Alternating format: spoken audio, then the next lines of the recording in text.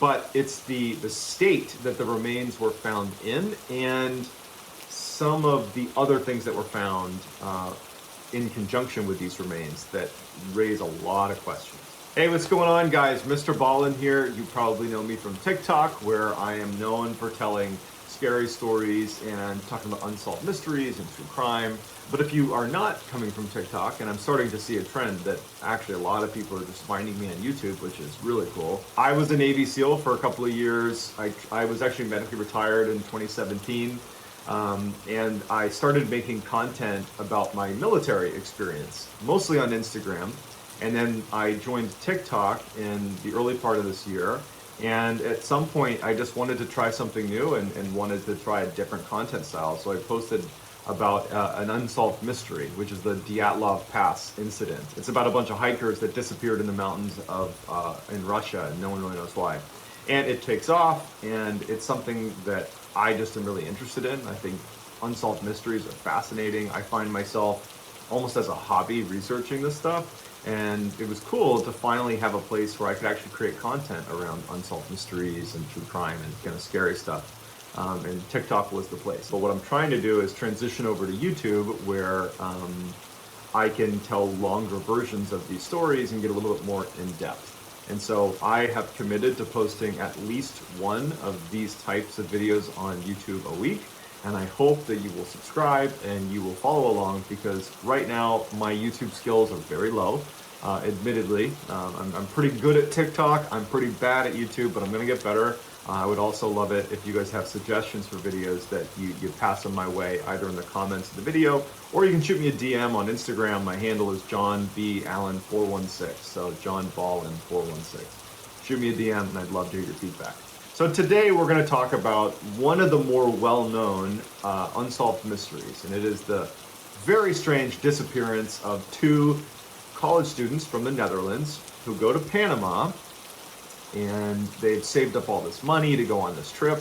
Like, they were working in a cafe for the 6 months leading up to this trip that they were going to finance mostly themselves. They'd mapped out all these different places they're going to go in Panama. It was going to be like part vacation, part like mission trip, where they were going to be helping out with different charities in the different villages they go to, but also enjoying the travel.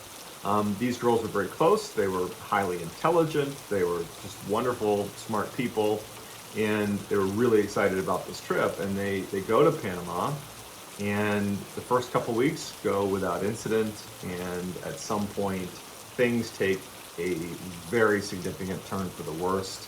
And so let's dive in. On March 15th, 2014, Chris Kremers and Lisanne Vroon, who were both Dutch college students, head to Panama for a 6-week-long part vacation, part charitable giving trip. They had mapped out these 6 weeks really diligently. They planned to do lots of traveling and exploring, and then also they were going to be working with different charities along the way as they went all over Panama. And they were really excited about it. They had even worked for the 6 months leading up to this trip at a cafe to raise additional money for this trip. So March 15th, they arrive in Panama. The first 2 weeks they're there go beautifully. They do some traveling, they're working with different charities, and everything is going to plan. And then by the second week, they arrive in a little town called Phuket, and they stay at this hostel.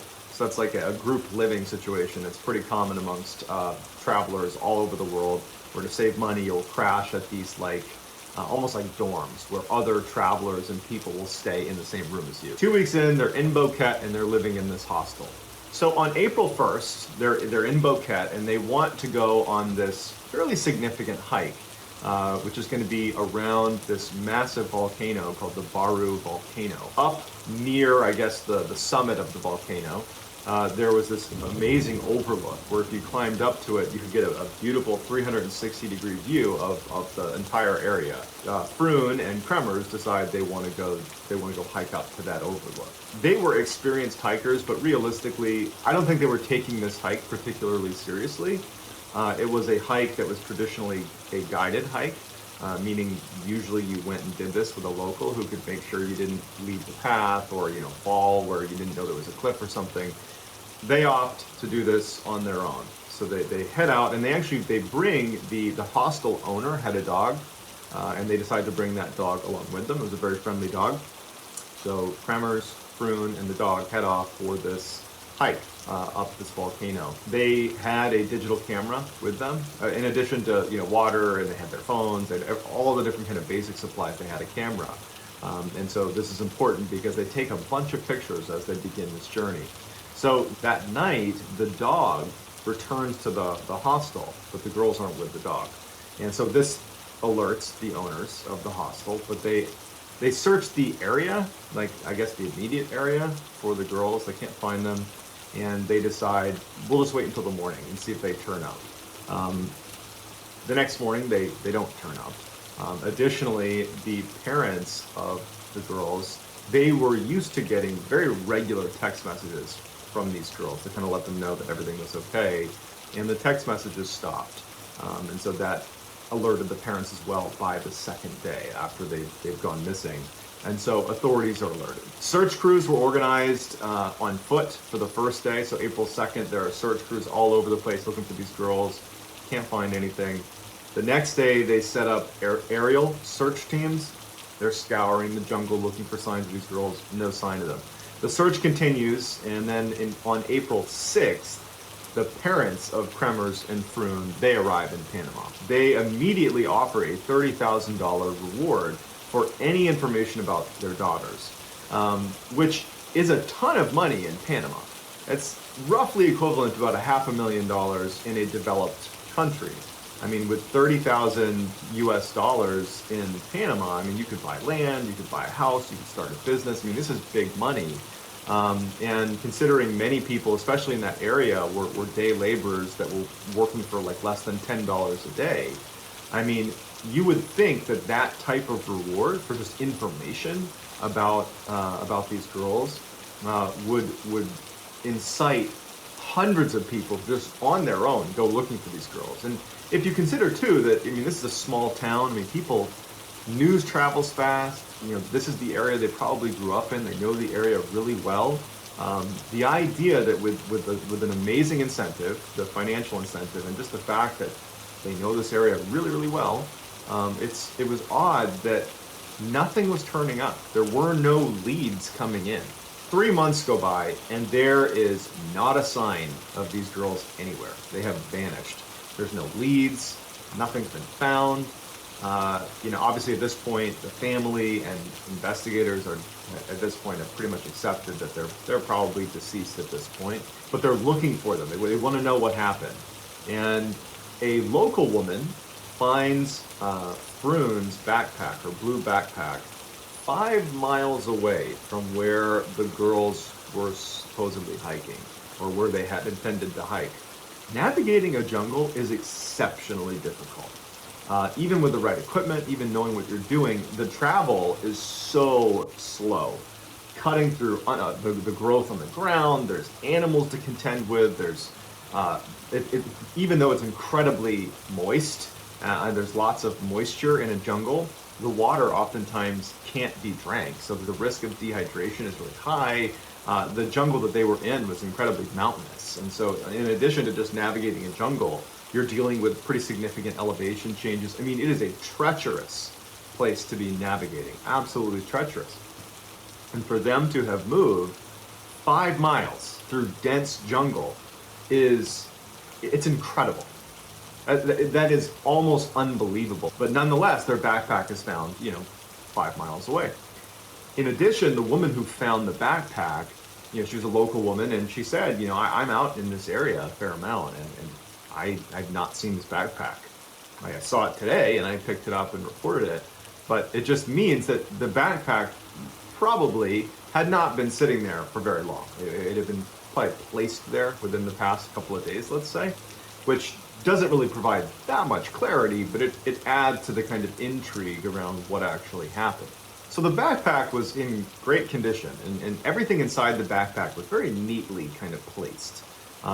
It looked like someone had very intentionally placed everything in the bag, zipped it up neatly, and put it down by the riverside to be found. It didn't have the look and feel of a backpack belonging to 2 missing people in the Panamanian jungle that's been missing for the past 3 months. It looked like it had just been grabbed off a shelf, put some stuff in it, and put down. But either way, inside there was, their sunglasses, there was a water bottle, there was some underwear that was in there, and their camera, their digital camera was in there, which is going to be really important. And both of their phones were in there, another really important part of this investigation. So when the initial search was conducted, it was done with a focus on the volcano area, because that's the last place the girls had been, at least as far as everybody understood. But now that they found this backpack 5 miles away, they had a new area to search. And so they do. They start searching around the area around the backpack, and they quickly find some of the girls' clothing neatly folded on the side of a river, but no sign of the girls. And then another 2 months go by, and they finally locate in the same rough area that the clothes and the backpack were found. They actually discover some of the remains of the girls, that DNA confirms it with them. But it's the state that the remains were found in, and some of the other things that were found in conjunction with these remains that raise a lot of questions. So of the remains that were found, DNA proved that some of them were Chris Kremers and Lisa Ann Freund. DNA also showed that mixed in with some of the bone fragments and pieces of remains that were found were at least 3 other people's remains. So we're talking about 5 people's remains in the same area.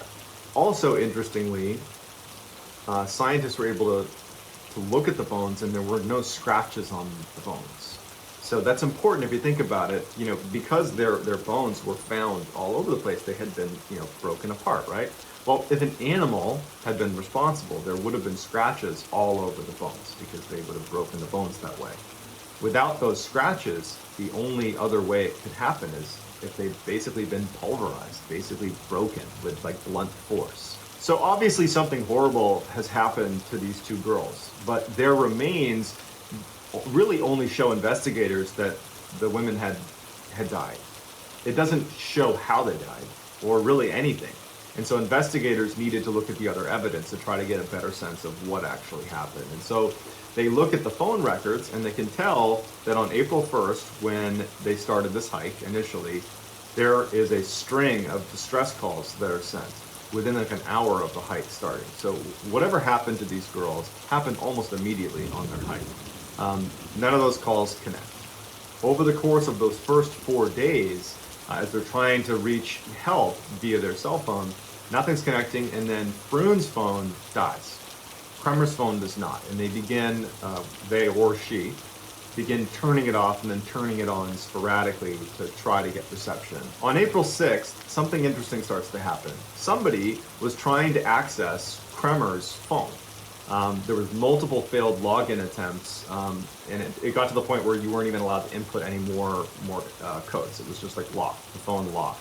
So somebody was unable to get into the phone. From April 7th to April 10th, there were 77 calls attempted, distress calls attempted. And then on April 11th, the phone died, and that was it. So in addition to the phone, they started looking at the camera.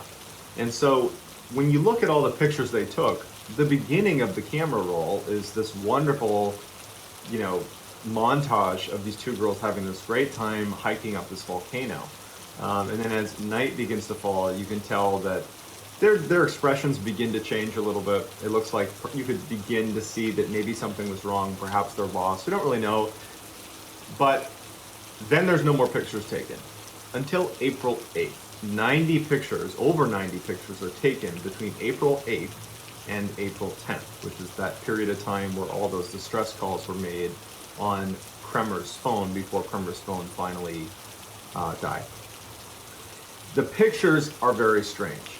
There's a lot of theories about why they took the pictures they did, but in a nutshell, it's the pictures. None of them include pictures of the girls, with the exception of one, which is the back of Kremer's head, and it appears to be bleeding. The rest are shots of the landscape, and they're all taken in total darkness. So they're in the middle of the jungle in total darkness, taking these pictures. There was one picture that looked like whatever gear they had been kind of lined up on a rock, and someone had taken a picture of it. There were pictures of candy wrappers, And there also was a picture that was like looking down into a ravine that perhaps was a picture of one of the girls down in the ravine. So it's unclear who's taking the pictures. It could be the girls, could be one of the girls, could be a third party, we don't know. And then there's a ton of speculation about one picture in particular. So picture 509, as it's been dubbed, because that was the number on the camera roll, was deleted from the camera. Now, that in and of itself is not particularly strange. It's not crazy to think that these girls might have deleted a picture, right? I mean, maybe they accidentally snapshot something and they just deleted it. But it was permanently deleted, right? So if you hit delete on a digital camera, it's deleted. But a professional with the right software could reconstruct that image if they plugged it into a computer. Now, in order to permanently remove it from your camera, the girls would have had to connect it to a laptop, to a computer, and wipe it that way. They didn't have access to a computer. So at most, they might have hit delete, but it still would have had that kind of archived, almost ghost image that a professional investigator could have reconstructed. But when they went to do that with this deleted image, it was wiped for good. So someone had managed to professionally wipe one picture. It was the last picture on the camera roll. So the pervading theory here is that these girls got lost and fell to their death. But to me, that's totally unsatisfactory. I believe they were murdered, and I think it's because there's just too many things indicating that foul play was involved. How did they go 5 miles across incredibly rugged terrain that even amongst Navy SEALs, that would be a very difficult distance to cover, even with all the right equipment? How did they, without the right equipment, not knowing the area, without a guide, without even flashlights, how did they do that? And then let's just assume they managed to go the 5 miles, okay? They fall to their death. Why are their remains, 1, incomplete, and 2, scattered and mixed in with other people's remains? Why were Kremer's bones bleached? And why weren't there scratch marks on the bones? I mean, you would think that in order for if they've fallen off this cliff, let's say, in order for their remains to be scattered all over the place and be dismembered, that an animal would have to be involved if there's no foul play involved. And there's no scratch marks on the bones, so an animal couldn't have done it. So there's lots of questions that go unanswered. And then if you look at those pictures again, it seems an awful lot like somebody else was taking those pictures. Somebody was trying to access Kremer's phone towards the end there, and someone looks like they were using their camera as well. And then, the backpack that was found, it just seems like it was kind of staged. But then again, like, to what end? Why were they giving away the camera and the phone, which kind of led them to thinking probably this is foul play? Why would they have placed the backpack? That doesn't really exonerate anybody. It actually just adds more questions about the case. So the whole thing is just very confusing, but the narrative that they simply got lost and fell, to me, seems like the most far-fetched thing out of all the theories. So that's going to do it, guys. If you like this, please like and subscribe. I'll be doing these at least once a week. I'd love it as well if you dropped in the comments suggestions for future videos. And also, please, if you want to message me, hit me up on Instagram. My handle is JohnBAllen416. Also, please follow me on TikTok. That's Mr. Ballin on TikTok. And so that's going to do it, guys. Let me know what you think happened in the comments. Thanks.